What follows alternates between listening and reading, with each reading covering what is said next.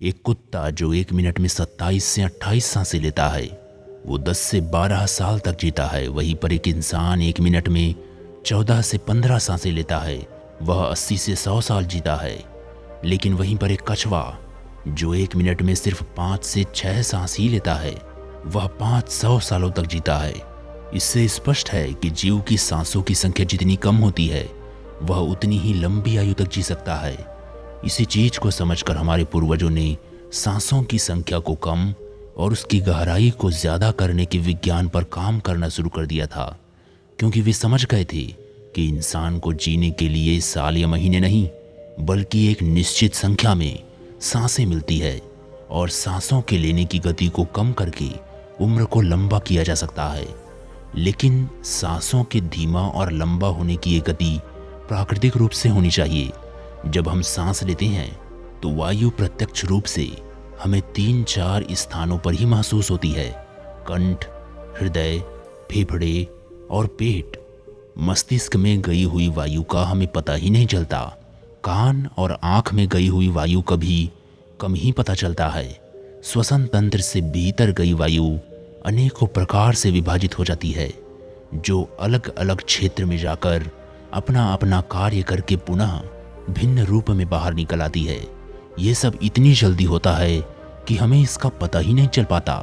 हम सिर्फ इतना ही जानते हैं कि ऑक्सीजन भीतर गई और कार्बन डाइऑक्साइड बाहर निकल गई, लेकिन भीतर वह क्या क्या सही या गलत करके आ जाती है इसका कम ही ज्ञान हो पाता है। यदि हम जोर से गहरी सांस लेते हैं तो तेज प्रवाह के साथ शरीर के अंदर बैक्टीरिया नष्ट होने लगती है। कोशिकाओं के रोगों से लड़ने की क्षमता भी बढ़ जाती है। बोन मैरो में नए रक्त का निर्माण होने लगता है। आंतों में जमा मल विसर्जित होने लगता है। मस्तिष्क की जागरूकता बढ़ जाती है, जिससे स्मरण शक्ति दुरुस्त हो जाती है। न्यूरॉन की सक्रियता से सोचने समझने की क्षमता पुनः जिंदा हो जाती है। फेफड़ों में भरी हवा से आत्मविश्वास वापस लौट आता है। सोचें कि जब जंगल में हवा का एक तेज झोंका आता है तो जंगल का रोम रोम जागृत होकर सजग हो जाता है। सिर्फ एक झोंका, कपालभाति या भस्त्रिका प्राणायाम तेज हवा के उस झोंके की तरह है। बहुत कम लोगों में यह क्षमता होती है अपने अंदर आंधी लाने की। लगातार अभ्यास से ही आंधी का जन्म होता है। 10 मिनट की आंधी आपके शरीर और मन के साथ आपके संपूर्ण जीवन को बदल कर रख देगी। आजकल अधिकतर लोगों की सांसें उखड़ी और बिखरी हुई रहती है, उथले पुथले रहती है या फिर तेजी से चलती है। लोगों को ये पता ही नहीं चलता कि उनकी सांसें किस प्रकार चल रही है। जब क्रोध का भाव उठता है तो सांस बदल जाती है। वहीं पर काम वासना का भाव उठता है तब भी सांस बदल जाती है। हमारे प्रत्येक भाव और विचार के साथ हमारी सांसें भी बदलती रहती है। इसके साथ हमारे खान पान और रहन सहन से भी यह बदलती रहती है। असल में हमारी सांसों का हमारे मन की स्थिति और हमारे शारीरिक अवस्था से सीधा संबंध होता है। पूरा योग विज्ञान ही सांसों को सही तरीके से लेने पर टिका हुआ है। यदि हम सिर्फ अपनी सांसों को सही तरीके से लेना सीख जाते हैं तो हमारा जीवन जादू की तरह बदल जाएगा। आज इस प्राचीन यौगिक कहानी के माध्यम से हम सांसों को सही तरीके से लेने का तरीका और सांसों के जादुई रहस्य के बारे में विस्तार से जानेंगे।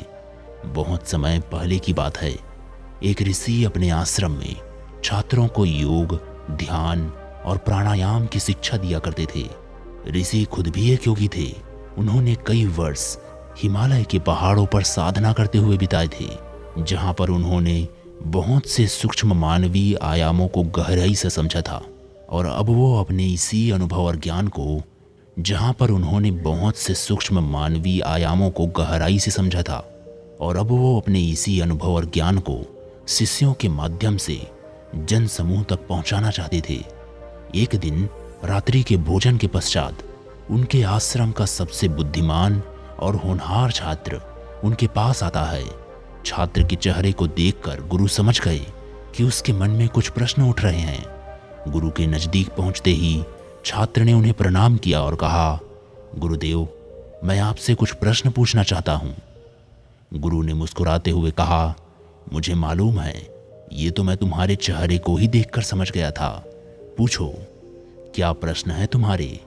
छात्र ने कहा, आप अक्सर कहते हैं कि योग, ध्यान और प्राणायाम का मूल आधार हमारी सांसें होती है और अपनी सांसों पर नियंत्रण पाकर ही हम अपने मन और विचारों पर नियंत्रण पा लेते हैं। तो आज मैं आपसे सांसों के रहस्य और उसके यौगिक विज्ञान के बारे में विस्तार से जानने आया हूँ। ये सुनकर गुरु ने एक हल्की मुस्कान दी और फिर कहना शुरू किया, जैसा हमारा मन होता है हमारी सांसों की गति भी वैसी ही हो जाती है, या फिर जैसी हमारी सांसें होंगी वैसा ही हमारी मनोदशा हो जाएगी। यानी हमारी सांसों से सब कुछ जुड़ा हुआ है। जो हमारे भीतर घटता है वो भी और जो हमारे बाहर घटता है वो भी। हमारे जीवन में घटने वाली हर एक घटना हमारे सांसों से गहरा संबंध रखती है। मतलब कि अपनी सांसों की गति पर नियंत्रण करके अपने मन और विचारों पर नियंत्रण किया जा सकता है। यदि तुम किसी सच्चे योगी या साधक को ध्यान से देखो तो तुम उसके चेहरे पर एक गजब का ठहराव दिखेगा। एक सच्चा योगी बुरी से बुरी परिस्थिति में भी खुद को स्थिर और शांत रख सकता है। एक योगी अपनी भावनाओं को नहीं दबाता, बल्कि वह अपनी सांसों पर नियंत्रण हासिल करता है और सांसों को नियंत्रित करते ही वह अपने मन पर नियंत्रण पा लेता है। और जिस आदमी का मन उसके नियंत्रण में हो उसके पास उसकी सभी समस्याओं का समाधान है। गुरु ने छात्र की तरफ इशारा करते हुए कहा, तुमने कुछ योगियों के बारे में सुना होगा कि वे 150, 200 या 300 सालों तक भी जी जाते हैं। तो आखिर वे इतने लंबे समय तक खुद को जीवित कैसे रख पाते हैं? असल में उनका नियंत्रण अपनी सांसों पर होता है। इसे प्राण ऊर्जा भी कहते हैं। यह ऊर्जा हमारे चारों तरफ है। इसे कितनी मात्रा में लेना है और छोड़ना है ये एक योगी अच्छी तरह से जानता है और वह इस काम पर बहुत हद तक महारत हासिल कर लेता है। इसीलिए वह इस प्राण ऊर्जा का उपयोग अपनी ज़रूरत के हिसाब से कर सकता है और अपने आप को दीर्घायु बना सकता है। अगर तुम अपने आप को स्वस्थ रखना चाहते हो, अपने शरीर को स्वस्थ रखना चाहते हो, सामान्य से अधिक क्षमता चाहते हो, तेज बुद्धि चाहते हो, तो तुम्हें अपने सांसों को समझना होगा, उन्हें नियंत्रित करना होगा। और उन्हें नियंत्रित करते ही तुम्हारे जीवन में सब कुछ व्यवस्थित हो जाएगा। असल में डर, चिंता और परेशानी जैसी कोई चीज़ होती नहीं है। ये सिर्फ हमारे मन और भावनाओं के ऊपर है और हमारे मन और भावनाओं को केवल एक ही चीज़ नियंत्रित कर सकती है और वो है हमारी सांसें। हमारे अंदर का क्रोध, चिंता, जलन, अहंकार, बदला लेने की भावना, ये सब कुछ हमारी सांसों के हिसाब से चलता है। यदि हमारी सांसों पर हमारा नियंत्रण है तो ये सभी विकार हमारे नियंत्रण में हो जाते हैं। सांस हमारे शरीर और हमारे मन के बीच पुल का काम करती है। अगर हमें अपने मन तक पहुंचना है, उसके विकारों को समझकर उनको दूर करना है, तो हमें अपने सांसों के पुल पर चलना होगा। हमें अपने श्वासों के जरिए अपने मन तक पहुंचना होगा और यही एकमात्र रास्ता है अपने मन को समझने का।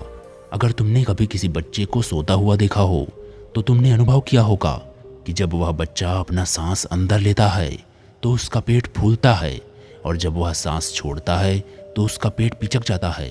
यानी कि अपना बच्चा अपनी नाभि से सांस लेता है, जो कि सांस लेने का सबसे प्राकृतिक और सही तरीका है। अपनी गहरी और लंबी सांस की वजह से बच्चे का मन उत्साहित और हल्का रहता है। उसका शरीर ज़्यादा प्राकृतिक तरीके से काम करता है। तुमने देखा होगा बच्चा अपने मन में किसी भी बात को ज़्यादा लंबे समय तक नहीं रखता और ना ही वह ज़्यादा लंबे समय तक किसी से गुस्सा रह सकता है।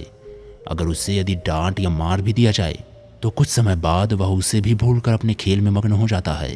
वह बच्चा इतना सरल इसीलिए हो पाता है क्योंकि उसकी सांसें प्राकृतिक रूप से चलती है, यानी नाभि से। बच्चे के शरीर को विकास चाहिए।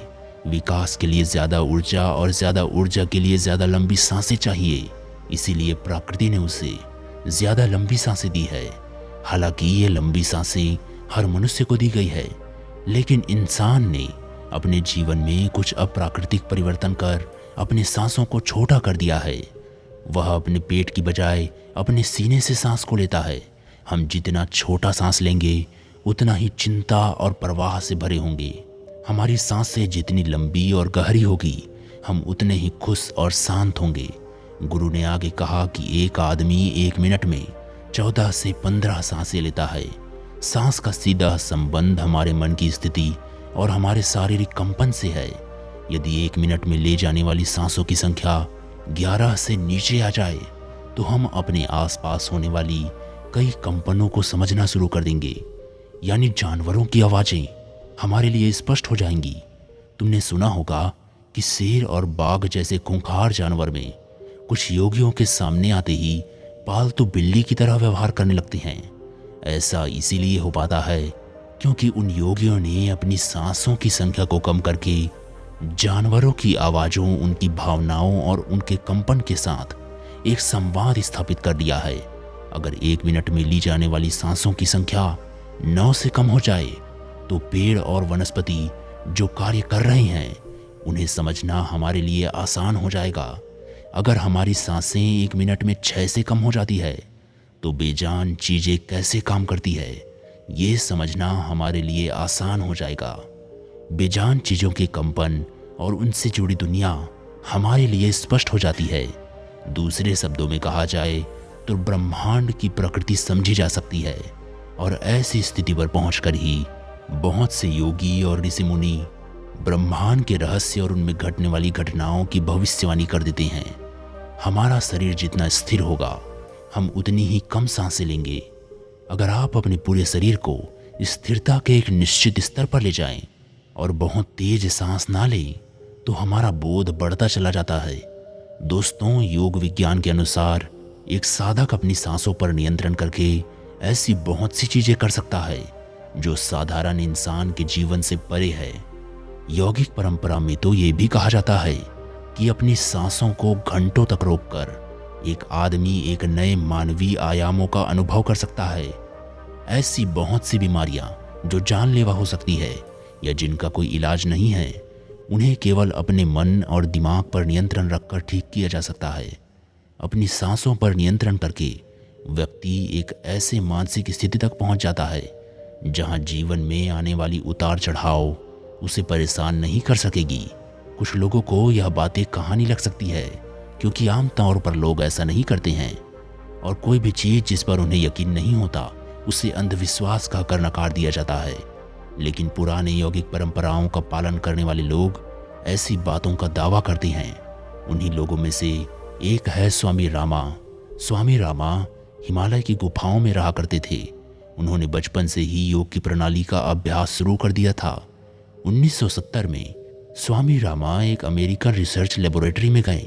अपनी सांसों पर नियंत्रण करके उन्होंने अपने दिमाग और मन पर कि वो जब चाहें, जितने समय के लिए चाहें, अपनी सांस, ब्रेन वेव्स या दिल की धड़कन और शरीर में बहने वाले खून को रोक देते थे। लेबोरेटरी में मौजूद रिसर्चर्स ने स्वामी रामा के शरीर का रिसर्च किया और उन्हें मृत घोषित कर दिया। लेकिन इस अवस्था में भी स्वामी रामा सब कुछ महसूस कर सकते थे। यह देखकर वहां मौजूद रिसर्चर्स की टीम दंग रह गई थी। साथ ही स्वामी रामा अपने शरीर में अपनी मर्जी से ट्यूमर के ग्रोथ को घटा और बढ़ा भी सकते थे। रिसर्चर्स की जिस टीम को हिमालयन योगी के सारे दावे अंधविश्वास और पाखंड से भरे लगते थे, वह अचानक से उन्हें इनर साइंस प्रतीत होने लगे थे। एक भीतरी विज्ञान जो साधारण मनुष्य की कल्पना से भी परे है। सांसों को ध्यानपूर्वक लेना ये एक प्राचीन यौगिक टेक्निक है। एक योगी जिसने अपनी सांसों पर नियंत्रण हासिल कर लिया है, वह जब चाहे तब अपनी सांसों को रोक सकता है। स्वामी रामा के अनुसार अगर आप अपने सांसों को समझ गए तो आपके शरीर में होने वाली वो बीमारियां जिनका इलाज आज मेडिकल साइंस के पास भी नहीं है, सांसों के माध्यम से उन्हें भी ठीक किया जा सकता है। सांसों के गूढ़ रहस्य को समझाने के लिए बाद में स्वामी रामा ने अपने साथियों के साथ मिलकर एक किताब भी लिखी है जिसका नाम है साइंस ऑफ डेथ। गुरु ने आगे कहा है कि जब सांस विचलित होती है तो मन भी अस्थिर हो जाता है और जब सांसें शांत होती है तो मन स्थिर हो जाता है और योगी दीर्घायु हो जाता है। इसीलिए हमें अपने स्वास्थ्य पर नियंत्रण करना सीखना चाहिए। गुरु ने शिष्य की आंखों में देखते हुए कहा, तुम्हें क्या लगता है, क्या तुम जितनी लंबी सांसें अंदर लेते हो उतनी ही लंबी सांस बाहर निकालते हो? नहीं, सामान्य स्थिति में हम जो सांस अंदर लेते हैं उसकी लंबाई 10 अंगुल होती है और सांस बाहर निकालते समय इसकी लंबाई 12 अंगुल हो जाती है। यहाँ 1 अंगुल का मतलब 1 उंगली मोटाई से है। हमारे रोज़मर्रा की ज़िंदगी में कुछ काम ऐसे होते हैं जिन्हें करते समय जितनी लंबी सांस अंदर जाती है उससे कहीं गुना ज़्यादा लंबी सांस बाहर निकल जाती है। भोजन करते समय बाहर निकलने वाली सांस की लंबाई 16 से 17 अंगुल होती है। तेज चलते समय एक लंबाई 22 से 24 अंगुल हो जाती है। दौड़ते समय निकलने वाली सांसों की लंबाई 45 से 50 अंगुल हो जाती है। संभोग करते समय 50 से 60 अंगुल। सोते समय नींद में बाहर निकलने वाले सांसों की लंबाई 60 से 70 अंगुल तक पहुंच जाती है। इसीलिए हमारे शास्त्रों में काम और क्रोध पर नियंत्रण रखने की बात कही गई है, क्योंकि ये हमारी प्राण शक्ति को क्षीण कर देती है। सांस को इंसान की प्राण शक्ति भी कहा जाता है। जब एक 200 वर्षीय व्यक्ति से उसकी लंबी आयु का राज पूछा गया तो उसने 2 ही चीजें बताई। पहला, नाभि तक भरकर पूरी सांस लें, और दूसरा, रीढ़ की हड्डी को हमेशा सीधा रखें। साधारण सी लगने वाली ये दोनों बातें योग और प्राणायाम की दृष्टि से बहुत महत्वपूर्ण है। असल में शरीर के अंदर जाने वाली सांस की लंबाई कम और बाहर निकलने वाली सांस की लंबाई ज़्यादा होती है। यदि किसी तरीके से बाहर निकलने वाले प्राणवायु की लंबाई को कम कर दी जाए तो लंबी उम्र को प्राप्त किया जा सकता है। सौर शास्त्र के अनुसार यदि बाहर निकलने वाली प्राणवायु की लंबाई 1 अंगुल कम हो जाए तो व्यक्ति निष्काम हो जाता है, यानी कि उसके अंदर काम वासना खत्म होने लगती है। 2 अंगुल कम होने से आनंद की प्राप्ति होती है। 3 अंगुल कम होने से लेखन शक्ति बढ़ती है। 4 अंगुल कम होने से वाक सिद्धि प्राप्त हो जाती है। 5 अंगुल कम होने से आदमी को दूरदृष्टि प्राप्त होती है। 6 से 7 अंगुल कम होने से साधक के अंदर अति तीव्र गति से चलने की शक्ति आ जाती है। वह कुछ ही पलों में एक स्थान से दूसरे स्थान पर पहुंच सकता है। 8 अंगुल कम होने से सांसों को 8 सिद्धियां प्राप्त हो जाती है। पवन पुत्र हनुमान को 8 सिद्धि नवनिधि के दाता इसीलिए कहा जाता है क्योंकि उन्होंने 8 सिद्धियों को प्राप्त कर रखा है। ये 8 सिद्धियां हर इंसान में होती है, बस जरूरत है तो इन्हें जागृत करने की। बाहर निकलने वाले सांसों की लंबाई 12 अंगुल कम होने पर योगी को इच्छा मृत्यु प्राप्त हो जाती है। तब वह जब तक चाहे तब तक खुद को जीवित रख सकता है। लेकिन ये सोई हुई शक्तियाँ केवल तभी जागृत होंगी जब मन में इन्हें जागृत करने की तीव्र अभिलाषा होगी, और मन का स्थूल रूप श्वास है, यानी सांसें हैं। इसीलिए सबसे पहले सांसों पर नियंत्रण करना होता है। भगवान शिव पार्वती को बताते हैं कि रात में ईड़ा नाड़ी और दिव्य इंगला नाड़ी को रोकने में जो सफल हो जाता है वही असल में सच्चा योगी होता है। मित्रों, आशा करता हूँ कि आज की वीडियो आपको पसंद आई होगी। अगर वीडियो पसंद आई है तो लाइक करें व चैनल को सब्सक्राइब करें, ताकि हम रोज आपके लिए ऐसी ही ज्ञानवर्धक व प्रेरणादायक कहानियाँ लाते रहें। और इस कहानी को जितना हो सके अपने मित्रों और रिश्तेदारों के साथ शेयर करें, ताकि वो भी इन जानकारियों का लाभ उठा पाएं। तो चलिए मित्रों, मिलते हैं आपसे अगली कहानी में। अपना ध्यान रखें और खुश रहें। धन्यवाद।